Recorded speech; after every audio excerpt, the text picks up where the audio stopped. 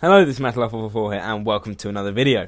Now, this is going to be my review of Game of Thrones Season 6, Episode 5, also known as The Book. Now, if you're wondering why the pictures are a bit dodgy, or there aren't very many, or it's not very good, it's because the episode's literally, it's not even aired yet on proper TV, so it's hard to get, proper clips and stuff and pictures from it. But I'm doing my best to get this video out quickly before anyone else, trying to be the first one. So Sansa gets a letter from Littlefinger, and she goes to see him at Moletown. Now he seems to he's teleported now, but straight from the Vale straight to the north somehow, instantly. But maybe the scenes in it that we see in episode 4 were actually set around the same time as episode 1 instead of actually in episode 4 as it might logically be timed. But Sansa doesn't want any help from Littlefinger after she ditched him with Ramsay last time. Then get Arya, who is sparring with the waif, but gets absolutely messed up so bad, and she has to go kill this actress. Now she watches this show about basically season 1 of Game of Thrones, and it's the Starks kind of portrayed bad in it. They're portrayed how the Lannisters have made it out that they are, and Arya's upset by that a bit, but she's gonna decide to poison the rum to kill the actress, who I think is playing Cersei maybe in the show, I'm not sure. We then get Bran, who finds out that the Children of the Forest created the White Walkers. And then we get the Greyjoy Kingsmoot, which has been a long awaited time. Now, obviously, Yara wants to rule, and Theon backs up her claim. But Euron rocks up, and everyone votes for him, for some reason. He has no eye patch, interestingly, which is a bit of a bold move from the TV show to not give him one. But maybe he'll get one later in the show, perhaps, because that's one of his his big defining characteristics in the book is his eye patch, but he doesn't have it here. Now, he obviously does the same as he does in the book, saying about taking the Iron Fleet to Daenerys.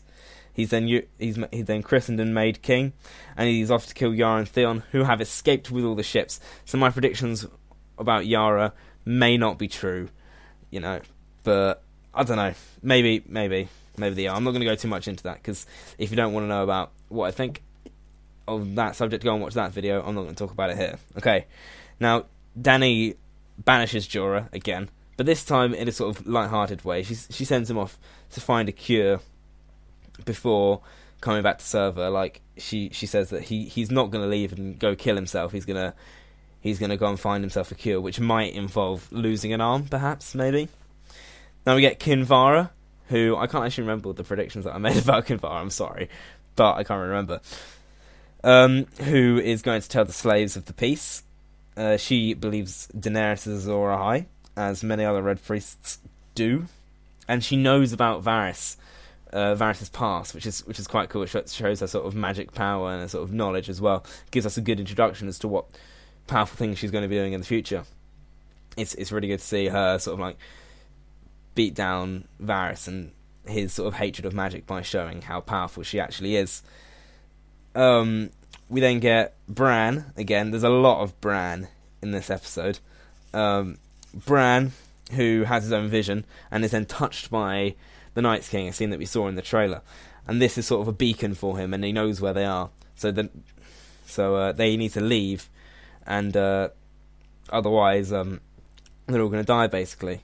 And Bran is to take the place of the Three-Eyed Raven as the last Greenseer.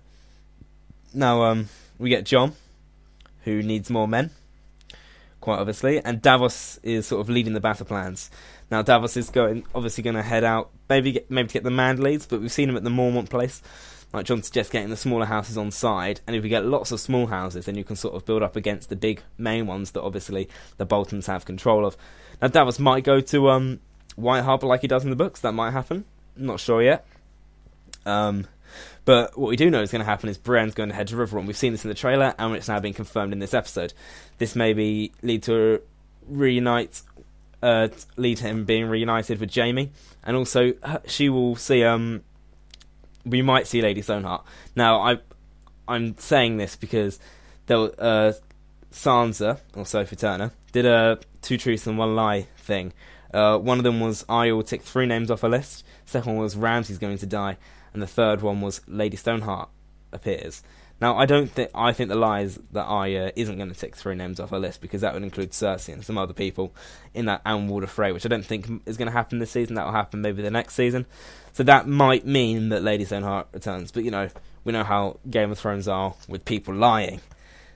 And then we get probably, like, the saddest scene, and also the most insane scene of maybe the whole series so far, actually. This... Bran was attacked by the White Walkers, but he's in a vision. He's watching Ned being taken off to Winterfell. Now, the Children of the Forest are trying, they light a fire to stop the Whites from getting in, but the Whites just climb over the hill instead, and get in, and the White Walkers can just walk straight through the fire. Now, Bran, as many people predicted, walks into Hodor in the vision, like through his vision. And then Mira picks up an obsidian spear and chucks it at one of the White Walkers, which is pretty cool. Now Bran controls Hodor, and he picks up Hodor, and they leave, and Mira leaves with Bran, and Hodor goes too. And also Leaf. Summer sacrificed himself, so that's another one of the direwolves dead. Summer gets killed by a load of the White Walkers. Really sad.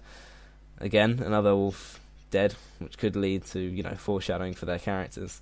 But Sansa's wolf is dead, and she's still alive.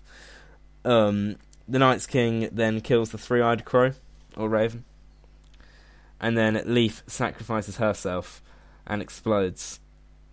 And I'm sorry. Then we flash back to the flashback with Ned leaving. And you can hear Mira in the background shouting, "Hold the door," as Hodor has to hold the door from the Whites to stop them from getting out and killing Bran. And you can see Hodor inside the vision being sort of convulsed by this sort of like tampering from Bran, and he dies. He gets eaten by the Whites, and that's how he became Hodor. Hold the door, Hodor. Like, out of all the deaths, you would have thought, like, you know, some of the other ones would have been sad. But I knew the Red Wedding was going to happen. I knew that was going to happen. That wasn't very sad when I saw it. It was sad, but I didn't feel the same emotion as I did in that scene, because I didn't know that was coming. It was really hard to watch. It was really. It sounds stupid as well, because Hodor. All this is Hodor. But it's Hodor, and it's really sad that he's gone now. It really is really sad. I might do a sort of Hodor best bits video. But if you're wondering where Legends of Tomorrow is, that's coming. I mean, I've been away this weekend, and I thought this video is better than any other video that I was going to do. But anyway, this episode was really great. I'd say 3rd best of the season, behind 2 and 3. Oh, sorry, 2 and 4. Yeah, it'd be 2, 4, 3. 2, 4, this one, 3, 1, I reckon. Or maybe 2. Yeah, that order. But yeah. Thank you guys for watching this episode. I'll see you next time.